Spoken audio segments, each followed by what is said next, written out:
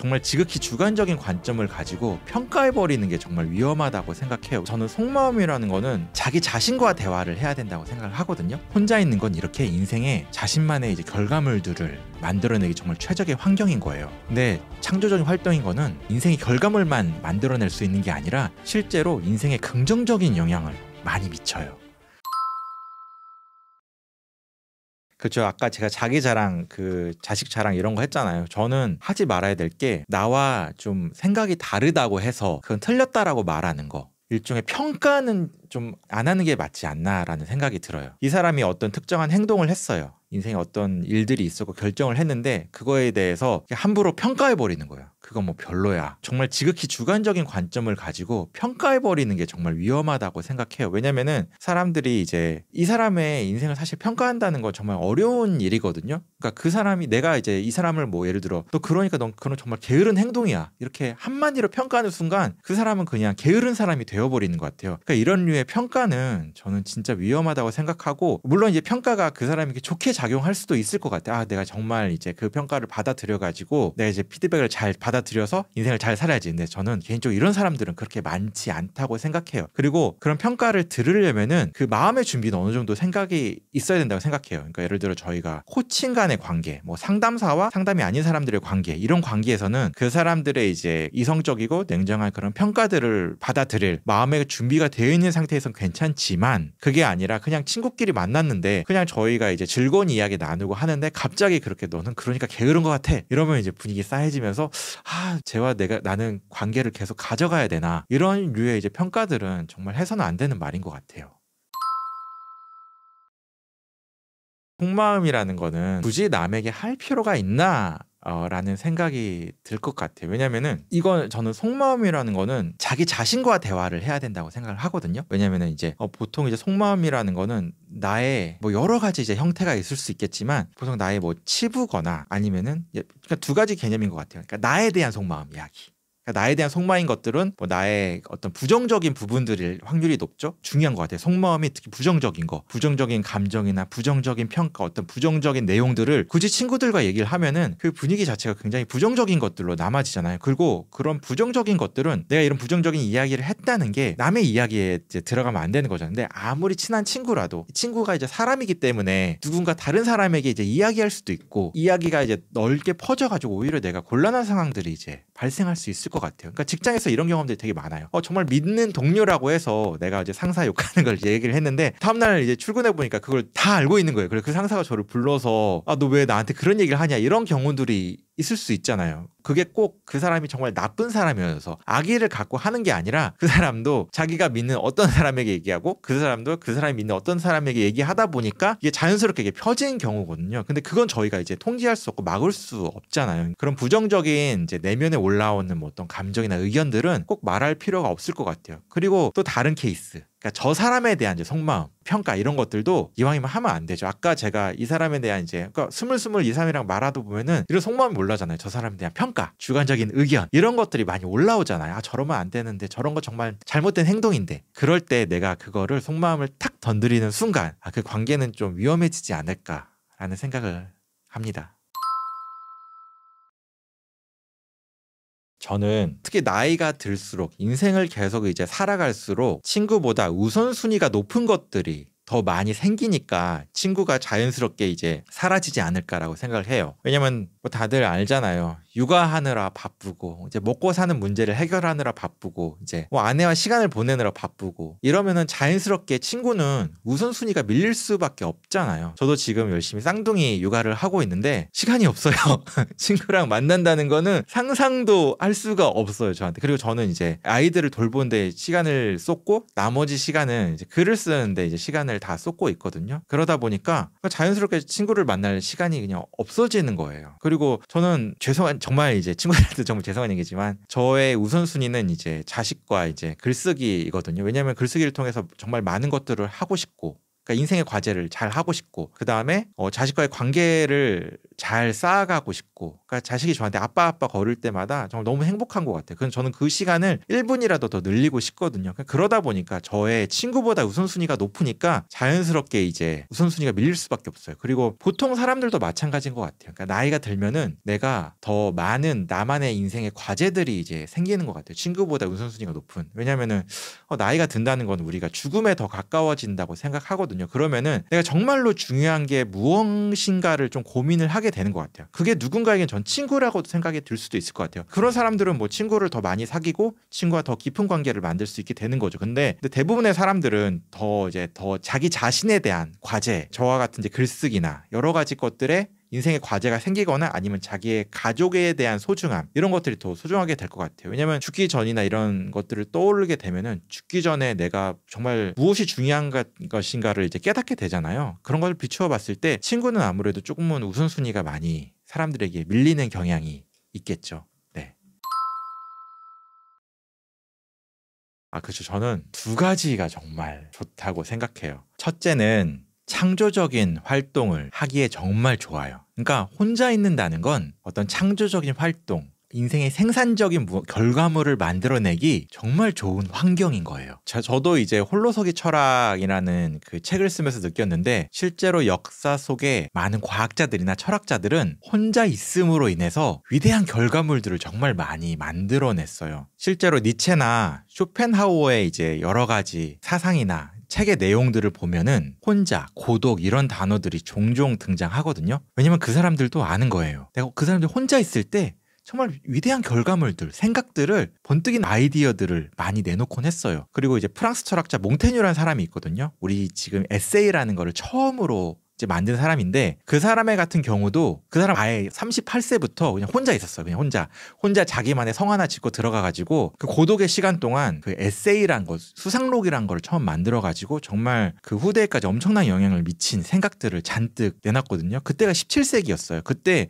지금도 읽으면 감탄할 만한 내용들이 정말 많이 혼자 있음으로 인해서 나왔거든요. 그래서 혼자 있는 건 이렇게 인생의 자신만의 이제 결과물들을 만들어내기 정말 최적의 환경인 거예요. 근데 창조적인 활동인 거는 이렇게 인생의 결과물만 이제 만들어낼 수 있는 게 아니라 실제로 인생에 긍정적인 영향을 많이 미쳐요. 그러니까 심리학자 빅터 프랭클은 삶의 의미를 이제 가득 느끼려면은 창조적인 활동을 많이 해야 한다고 이제 말했거든요. 저도 이거 정말 많이 공감해요. 왜냐면은 저도 아까 말씀드린 대로 혼자 있는 시간을 굉장히 좋아하거든요. 왜냐면 저는 작가고 글을 쓰려면은 혼자 있어야 되거든요. 그래서 저는 이제 사람들과 만날 시간에 글을 한 자라도 더 쓰고 이제 책을 한 권이라도 더 내고 싶어 하는데 저 같은 경우에 이제 글쓰기라는 건 이제 어떻게 보면 대표적인 혼자 할 수 있는 창조적인 활동인 거잖아요. 그러니까 혼자만의 공간에서 글도 쓰고 뭐 퇴고하고 그렇게 지냈는데 일주일에 한 최소한 3개에서 5개 정도씩 글을 쓰는데 그렇게 글을 딱 완성하고 잠이 들잖아요. 잠자리 들기 전에 막 엄청난 성취감을 느끼면서 잠이 들어요. 오늘 정말 하루 정말 최고의 하루를 보냈어.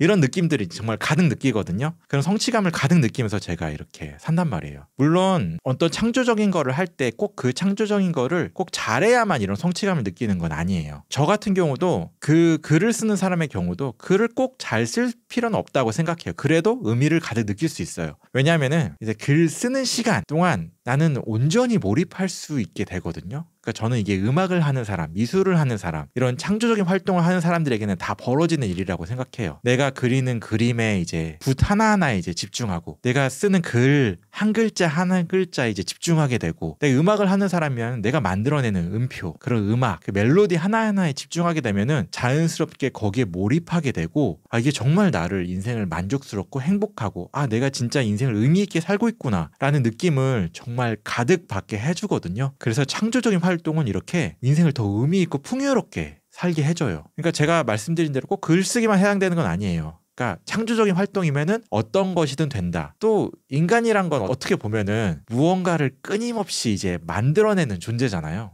그거 만들고 싶어 하고요. 지금 우리 주변에 있는 뭐 물건들만 봐도, 아니 건물들만 봐도 다 인간이 직접 만들어낸 결과물들이에요. 어떤 사람들이 몰입하고 그걸 보면서 좋아하겠죠. 직접 만든 사람들은. 그리고 유튜버들 보면은 자기가 만든 영상 조회수가 잘 나오는 사람들이 좀 긍정적인 댓글을 단 영상들을 보면은 엄청난 성취감을 느끼고 이제 긍정적인 마음들을 가져가겠죠. 그리고 그런 창조적인 결과물들을 많이 내다 보면은 되게 성장하게 되는 것 같아요. 내가 무언가를 몰입해서 만들고 그러다 보면 무언가를 하나라도 더 배우게 되잖아요. 그리고 무언가를 만든다는 거는 어떤 분야에 대해서 집중적으로 파거나 하지 않으면은 무언가를 만들 수도 없어요. 그러니까 잘 알지 못하면은 무언가를 이제 얻지 못하기 때문에 지식은 자연스럽게 늘고 경험도 늘고 그렇게 되면은 엄청난 성장으로 이제 이어질 수 있을 것 같아요. 그리고 꼭 특별한 사람들이 어떤 창의적인 일을 하는 게 아니라 거꾸로인 거예요. 그러니까 창의적인 일을 하니까 그 사람이 특별해 보인다고 생각하거든요. 그러니까 저는 우리가 아는 정말 훌륭한 사람들은 어떻게 보면 저와 별반 다를 바 없는 사람이라고 생각을 해요. 그러니까 우리가 이제 DNA로 봤을 때 거의 99%가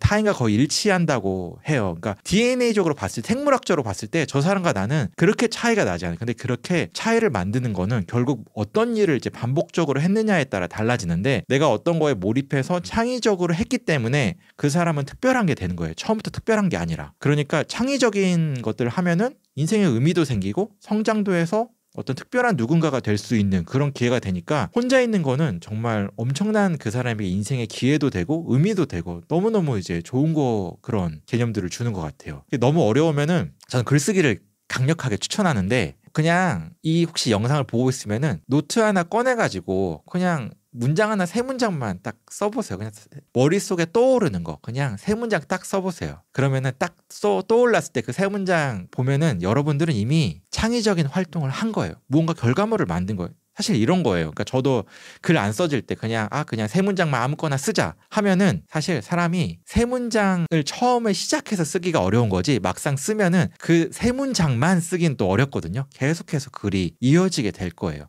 그렇게 시작을 하면 되는 거거든요. 그렇게 되면은 자연스럽게 나의 창의적인 이제 활동들을 이제 시작하게 되고 쉽게 이렇게 하다 보면은 되는 것 같아요. 물론 막 이런 사람들도 있어요. 내가 창의적인 활동해서 실패하면 어떡하지? 결과물이 별로면 어떡하지? 물론 그런 마음은 다 들어요. 이제 그런 것들은 어떻게 보면 이제 불안해지고 이제 고통스러운 그런 과정들은 꼭 찾아오는데 그럼에도 불구하고 일단 하잖아요. 그러면은 성장해요. 성장하기 때문에 그 다음엔 더 글을 더 잘 쓸 수 있게 되고 실패하고 무언가가 있더라도 우리는 더 무언가를 더 만들 수 있게 되는 것 같아요. 그래서 근데 그렇게 하다 보면은 자연스럽게 내가 무언가를 최소한 쓸 수 있다는 믿음도 더 생기고 더 잘하게 되거든요. 그러니까 인생이 더 이제 만족스럽고 의미 있는 시간들로 이렇게 가득 찰게 될 것 같아요. 그러면은 이제 자기가 그런 창의적인 활동을 하는 시간을 그냥 늘리는 게 중요하다라고 이렇게 받아들이시면 될 것 같아요. 그러니까 창의적인 활동을 해서 특별한 결과물을 만든다기보다는 내가 그냥 창의적인 활동을 하는 시간들을 좀 늘어나게 된다. 그러려면은 혼자 있는 시간이 늘어나게 된다. 그렇게 되면은 저는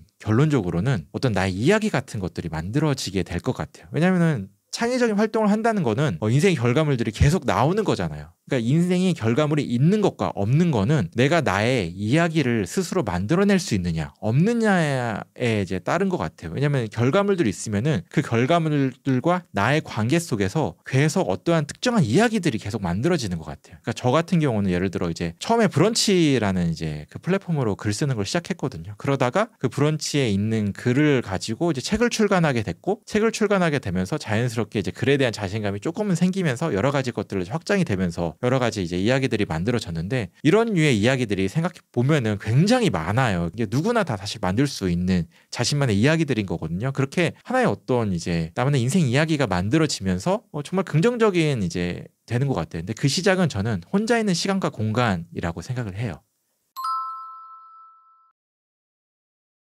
앞서 말씀드린 대로 글쓰기가 세상에서 제일 쉬운 창조적인 활동이라고 생각을 해요. 하다못해 일기를 쓰는 것도 저는 창조적인 활동이라고 생각을 하거든요. 또 일기 쓰기. 그러니까 제가 대표적으로 추천하는 글쓰기는 일기 쓰기하고 이제 프리라이팅이라는 게 있어요. 그 두 가지를 정말 강력하게 추천을 하는데 근데 일기를 쓸 때 저는 감정 일기를 특히 추천을 하는 편이에요. 왜냐면은 일기를 쓸 때 일기가 제일 이제 빛날 수 있는 거는 자기를 객관적으로 바라보게 되는 거. 그게 정말 그 인생에 있어서 큰 결과물로도 이제 남을 수 있다고 생각을 하거든요. 그러니까 내가 특히 감정 일기가 더 그거에 좀 최적화되어 있지 않나 생각이 드는데 이런 거예요. 이제 보통 밤에 감정 일기를 이제 쓰면 되는데 내가 하루에 여러 가지의 상황들을 속에서 이제 감정이 막 부정적인 감정이 생길 때도 있고 긍정적인 감정이 생길 때도 있고 막 그런 것들 있잖아요. 그리고 그런 감정 뒤에는 여러 가지 상황들이 있잖아요. 있잖아요. 그래서 그것들을 그대로 한번 써보는 거예요. 나에게 이런 상황이 있었고 그거에 따른 나의 감정은 불안이었다, 두려움이었다, 아니면은 공포였다, 무서움이었다, 아니면 뭐 그 상황에 따른 긍정적인 감정도 있을 수 있겠죠. 이제 기쁨이었다, 행복이었다, 이런 여러 가지 감정들을 이제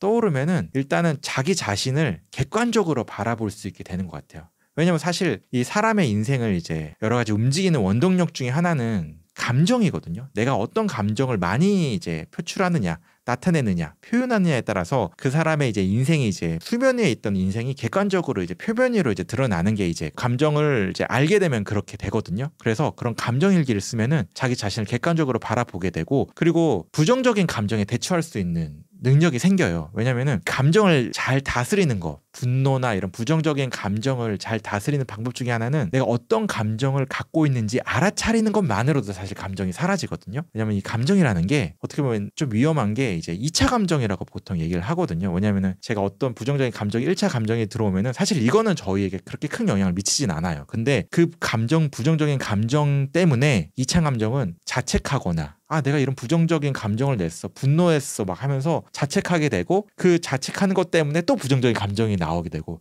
이러면서 저희 이제 삶이 힘들어지게 되는 것 같거든요. 근데 내가 어떤 감정을 갖고 있는지라고 알아차리는 순간 이런 2차 감정을 좀 막을 수 있는 좋은 방법이거든요. 그러니까 이런 거에 인생에서 막 먼지들이 막 이제 쌓여 있으면은 내가 무엇을 해야 할지 잘 몰라요. 그러니까 어떤 부정적인 감정들을 대처할지 모르게 되거든요. 왜냐면 이 먼지들이 쌓여 있으니까. 근데 내가 그런 먼지들이 걷어지는 거, 그게 이제 감정이 알아차리는 순간이 그 먼지들이 걷어지게 된 순간이거든요. 그러면은 저희가 인생을 좀 더 객관적으로 볼 수 있게 되고, 내가 이걸 어떻게 대처할지 자연스럽게 대처가 됩니다. 그리고 다른 하나는 이제 이제 라이팅인데, 프리 라이팅은 간단히 말해서 그냥 떠오르는 생각을 막 적어내는 거예요. 그러니까 어떻게 보면은 여러분들은 지금 보통 사람들은 생각을 정말 많이 해요. 정말 많이 하고 그 생각을 글로 한번 옮겨보는 거예요. 보통 새벽에 하는 걸 많이 추천하는데, 아침에 일어나서 여러 가지 막 생각들이 막 드는 거예요. 오늘 뭐 하지? 뭐 오늘 무슨 일이 있지? 막 오만 가지 생각들이 다 일어나잖아요. 그것들을 그대로 글로 막 다 옮겨보는 거예요. 그러다 보면은 글을 엄청나게 길게 쓸 수 있게 됩니다. 그리고 그 글 속의 나를 보면서 객관적인 나를 알 수 있게 되고, 그리고 내 글이 어떤 글인지도 거꾸로 알 수 있게 돼요. 내가 어떤 글을 쓸 수 있고 어떤 글을 쓸 수 있는 그런 실마리 더 얻을 수 있게 되거든요. 프리라이팅이. 그 프리라이팅은 저는 누구나 다 할 수 있다고 생각해요. 왜냐면은 누구나 다 생각하잖아요. 아침에 지금 여러분이 이거 보면서 막 여러 가지 생각하고 있잖아요. 그걸 그대로 글로 써보는 거예요. 그러면은 글 정말 많이 쓸 수 있습니다. 뭐 A4 용지 5장 6장 문제도 아니에요. 그래서 프리라이팅 강력하게 추천드립니다.